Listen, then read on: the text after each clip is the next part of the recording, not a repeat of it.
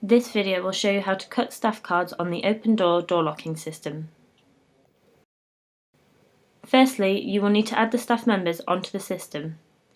You will need to open the software and log in using a username and a password.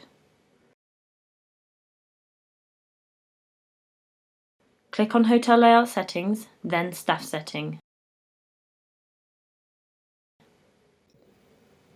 Once on Staff Setting, click on Add Staff. Choose the relevant department and add the name of the staff member.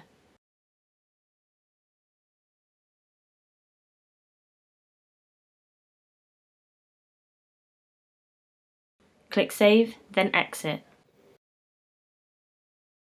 Next, you need to choose the type of card the staff member requires. There are 3 types of key cards that can be cut for staff members. MasterCard.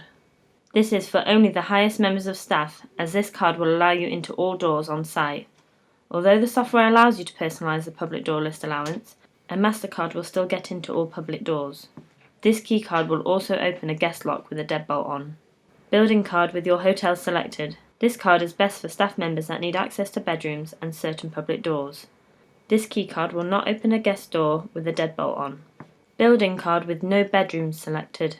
This card is for staff members who do not need access to guest bedrooms and will only need access to certain public doors.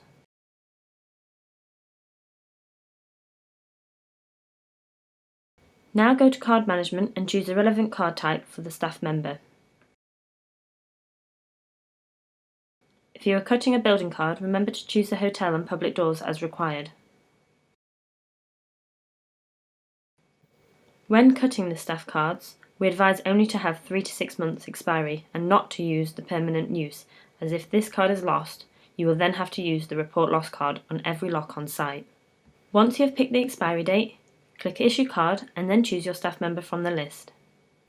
You can filter the list by clicking the department on the left side.